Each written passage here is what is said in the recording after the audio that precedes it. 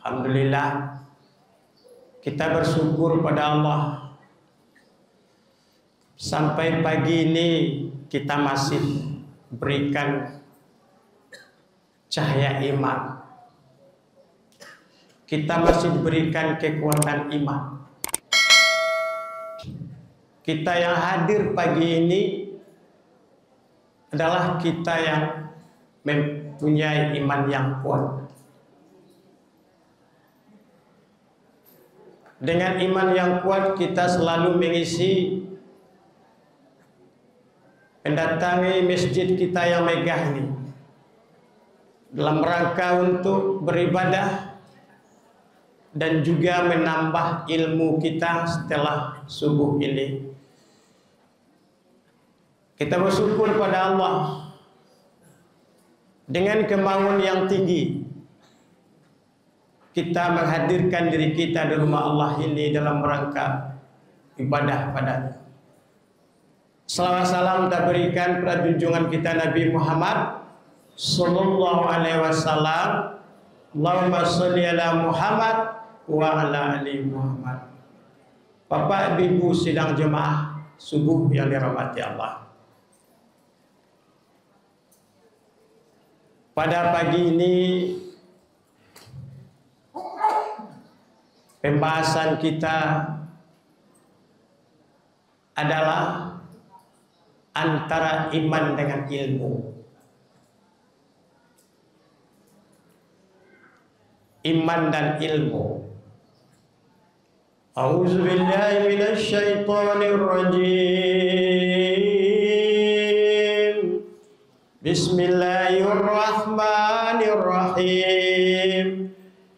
Yarfa'illahu allazina amanu minkum wallazina utul ilma darajat. Ini ayat yang pendek tapi mempunyai makna yang sangat panjang sekali.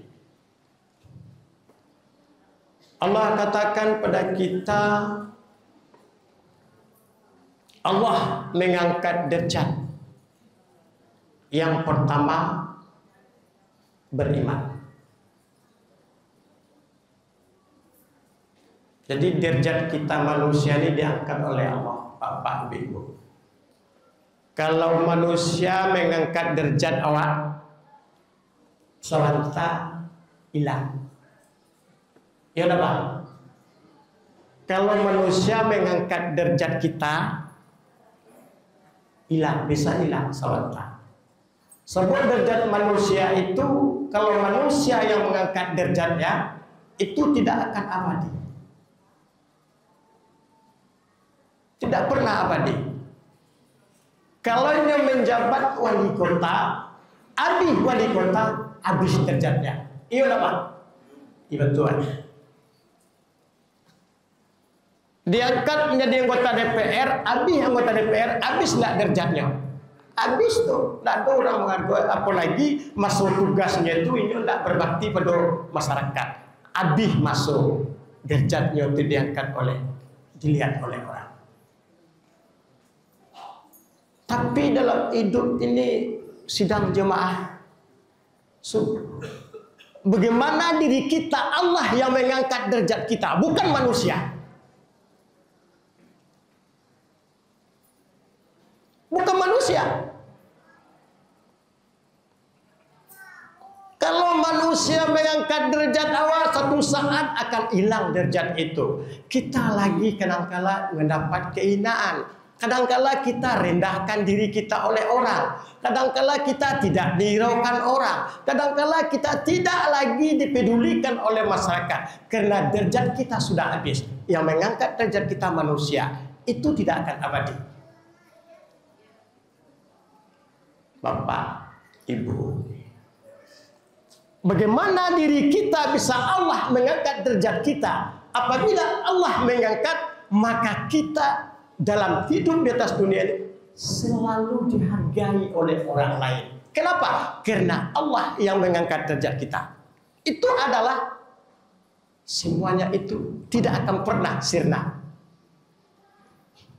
Di Bapak Ibu, Ijan apa-apa ibu bangga lolai. Diangkat derajat le manusia, jangan bangga lolai. Suatu saat itu akan bisa akan luntur. Tapi kita inginkan hari ini derajat kita diangkat oleh Allah. Siapa yang diangkat oleh Allah? Yarfa'illahu lazina amanu minkum. Allah mengangkat derajat orang yang beriman. Dan orang yang berilmu pengetahuan beberapa tingkat. Mahwal iman. Apa itu iman? Hari ini kita mungkin sudah tahu. Saya orang beriman, si A orang beriman, si A orang beriman, si B orang beriman. Di mana letak iman kita? Kalau belum memenuhi kriteria-kriteria yang harus kita lakukan, al-iman itu melekat di diri kita. Yang pertama sering dia lakukan al-ihsan. Baru melekat imannya, Pak. Atau Ustaz, al-ihsan. Apa itu al-ihsan? Berbuat baik.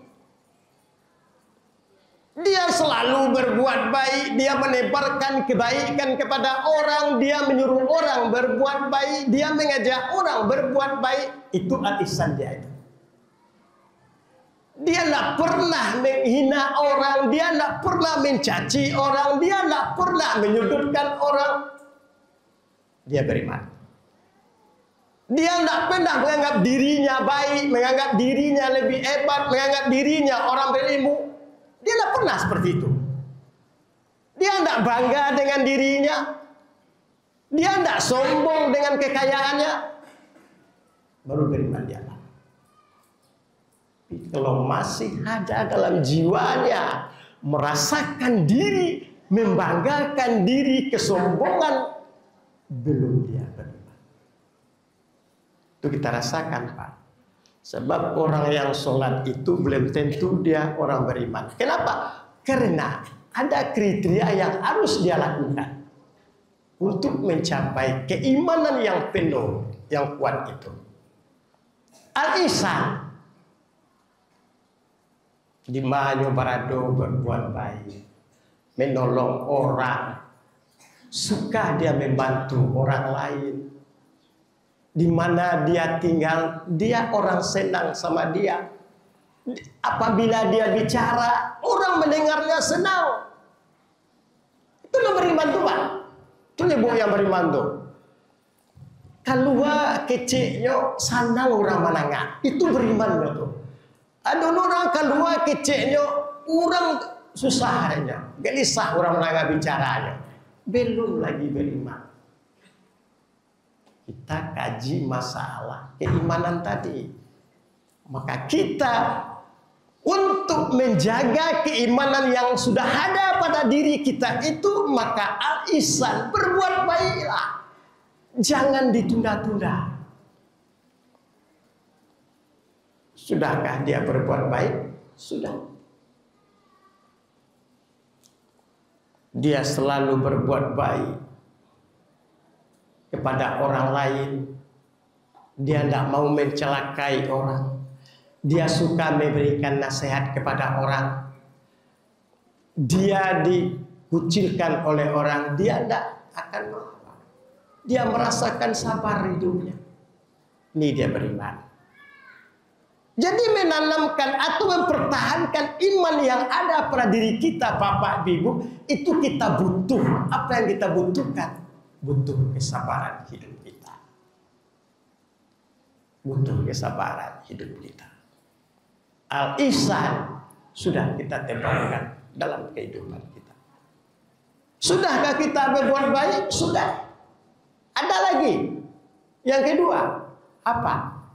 Mukhlis. Ikhlas.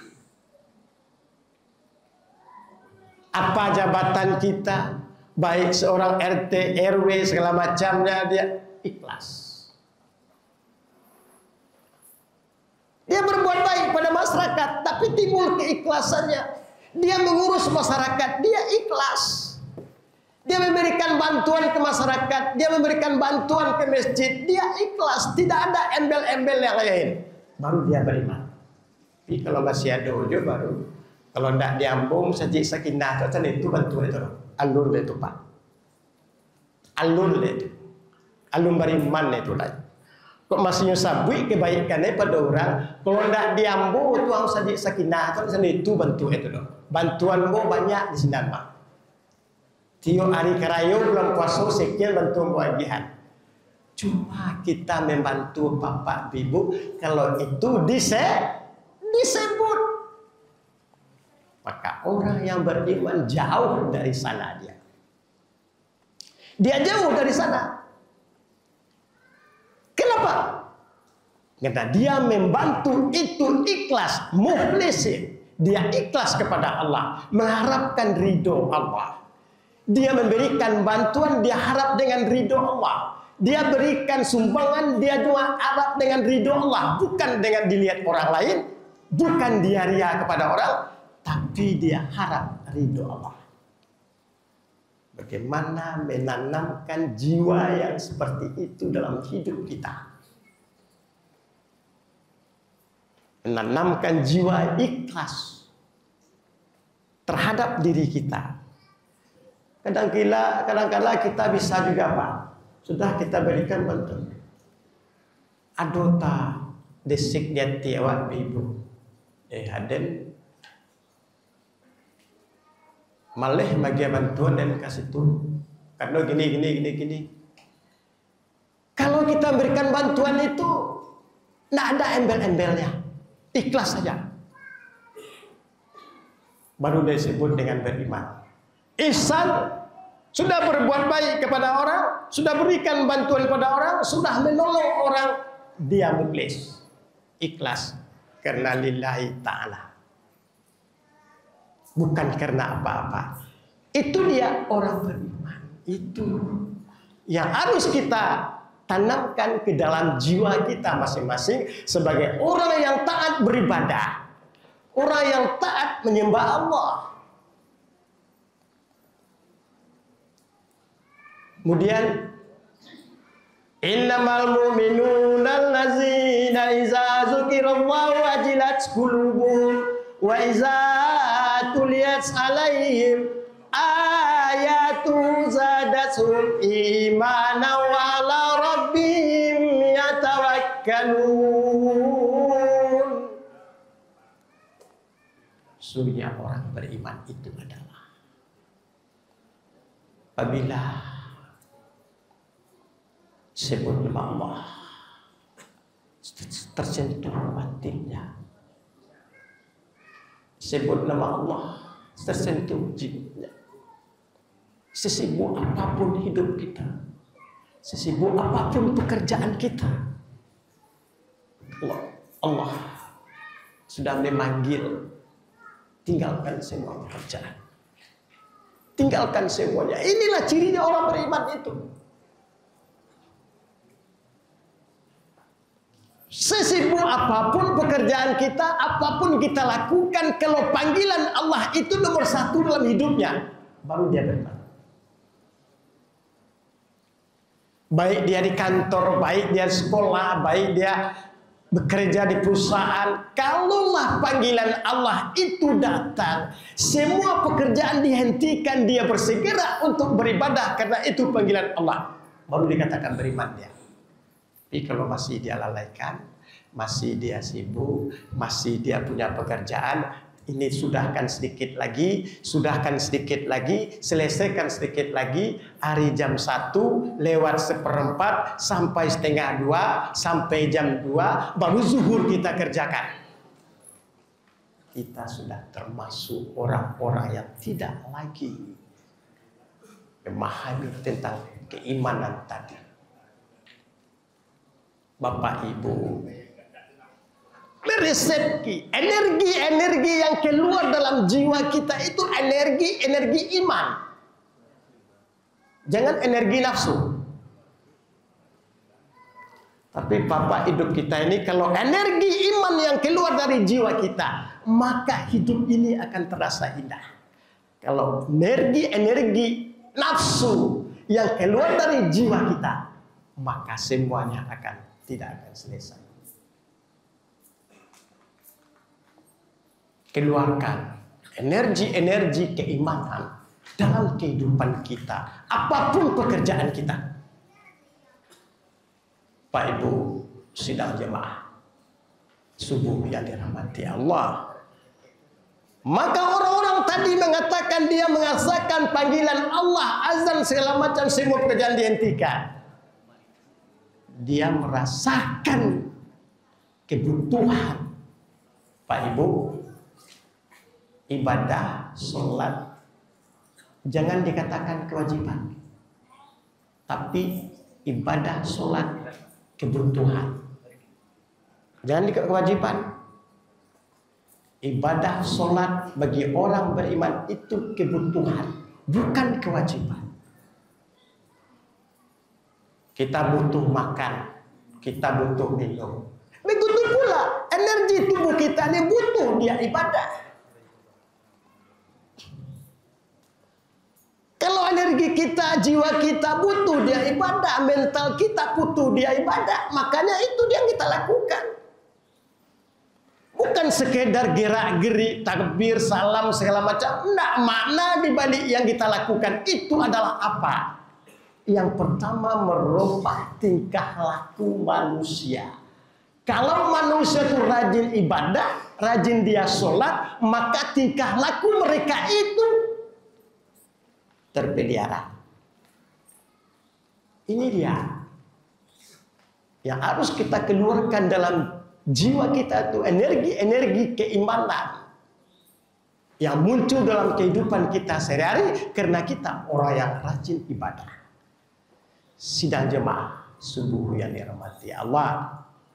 Yang kedua, kata Allah tadi adalah orang yang apabila dibacakan Al-Quran ada rasanya, bertambah rasa iman mereka. Ada orang baca Quran, makanya kita apalagi bulan suci Ramadan ini, Bapak Ibu, baca surat Quranlah di waktu kita senggang. Lihat waktu kita daripada kita berminum, baca Quran. Itu menambah keimanan kita. Itu menambah keyakinan kita. Itu menambah ketenangan jiwa. Itu mengobati jiwa kita. Al-Quran itu mengobati jiwa manusia. Bukan sekedar dibaca. Ya, orang-orang yang gelisah hidupnya, orang yang susah terus. Ustaz, saya sholat rajin Ustaz, tapi saya kok gelisah Ustaz. Apa yang kurang bagi mereka? Apa yang kurang baginya? Yang kurang baginya adalah bahwasanya dia tidak menyadari bahwasanya yang dia lakukan itu tidak lihat dalam kehidupannya sehari-hari. Maka kegelisahan jiwanya tetap ada dalam hidupnya. Ini dia. Butuh iman. Hidup ini yang mengatasi hidup kita itu iman. Tidak ada yang lain. Bulan suci Ramadan ini bulan yang untuk menguatkan iman seseorang. Tidak ada Allah dipanggil dia Allah Pak. Ya ayyuhallazina amanu. Tidak ayyuhan nas. Maka orang puasa itu memang orang yang beriman. Orang tidak beriman tidak bisa. Tidak bisa. Allah tidak panggil ya ayyuhan nas, berpuasa kamu. Tidak. Ya ayyuhallazina amanu. Siapa yang bisa? Memang orang beriman yang bisa puasa. Dia bisa menahan haus dan lapar, dia bisa menahan segala-galanya, dia tahan mulutnya bicara yang enggak, dia tahan matanya, dia tahan perasaannya, sabar dia. Itu orang beriman.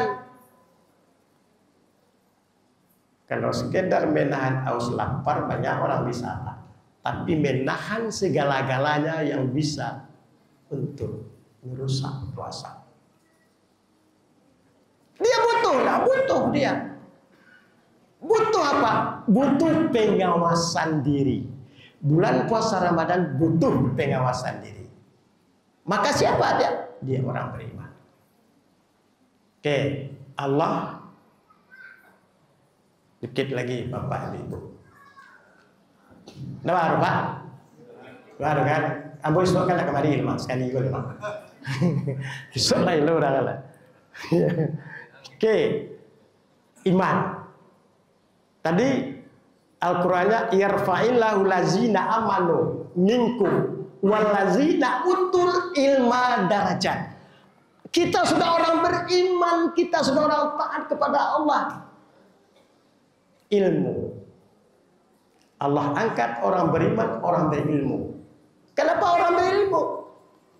Orang yang diangkat oleh Allah, orang yang berilmu itu adalah orang yang mengamalkan ilmunya. Kalau tidak mengamalkan, pada diangkat dia Allah, menjatuhkan dia Allah. Banyak kini Pak, tinggi ilmu orang kini Pak. Tapi untuk tipu daya masyarakat. Ya, banyak ilmu orang tinggi gini Pak. Banyak detailnya gini. Balenggek-lenggek detailnya. Apakah diangkat oleh Allah derajatnya? Tidak. Orang yang diangkat oleh Allah derajatnya, orang yang mengamalkan ilmunya, dia amalkan ilmunya. Dalam kehidupannya sehari dengan berkawan dengan masyarakat, dia amalkan ilmunya. Maka orang yang berilmu sama dengan padi. Padi Pak, apa lihat manusia itu berilmu atau tidak? Acara Ustaz. Iku orang berilmu atau tidak? Acara yo. Bisa Pak lihat dalam awak berjamaah apa? Batu Ustaz. Sama. Tidak mengaku saya. Jadi Pak Ustaz, orang yang berilmu itu baca lihatnya sama dia Pak. Tidak mengaku ya dong. Tidak, mengaku aja lah ngomong itu Pak. Mengantuannya itu tidak, lah itu doh ya. Bahaya Ustaz. Orang berilmu itu caliak pembicaraannya kamu. Itu berilmu itu. Caliak cara mengeceknya. Itu menandung orang berilmu. Ya, caliak caranya mengecek, caliak caranya bergaul dengan orang lain. Sebab orang berilmu itu yang diangkat derajat oleh Allah. Orang yang tinggi ilmunya tapi dia sombong. Maka Allah tidak mengangkat derajat tapi Allah jatuhkan derajat mereka. Ini berilmu tapi sombong. Itu tidak diangkat dia Allah derajatnya. Jadi Bapak Ibu, ingin kita diangkat derajat oleh Allah, ilmu yang kita milih itu amalkan, bergaul dengan baik dengan orang, tidak merasakan saya orang hebat, saya orang pintar, saya punya ilmu, sekolah saya tinggi. Kata dia, kata orang lain, tuh jagia saya nyebut detailnya pangke tapi kecil keluar bentuknya rendah. Masyarakat bisa menilai rendah dirinya, apalagi Allah. Maka jagalah, kita punya ilmu, kita jaga dengan orang lain. Maka orang punya ilmu itu dia tidak pernah sombong, dia tidak pernah angkuh, dia tidak pernah mengatakan dirinya benar. Orang yang berilmu Pak, dia menghargai orang lain. Itu namanya ilmu. Ya Pak, orang yang punya ilmu, orang yang menghargai orang lain. Itu namanya ilmunya. Tapi yang anggapnya sampah orang kesatu itu tidak. Tong kosong nyari yang bunyinya tuh. Tidak ada tuh artinya. Pak Ibu sidang jemaah subuh yang berbahagia. Ini yang harus kita perjuangkan dalam hidup kita. Kita punya ilmu, amalkan. Lihatkan dalam kehidupan kita sehari-hari agar Allah mengangkat derajat kita. Lebih baik Allah mengangkat derajat kita dibanding manusia. Kalau Allah mengangkat derajat kita sampai kita mati, maka kita termasuk orang yang dihargai oleh orang lain, dan nanti kita meninggal, maka Allah sangat menyukai kita. Banyak maaf. Wabillahi taufiq wal hidayah. Wassalamualaikum warahmatullahi wabarakatuh.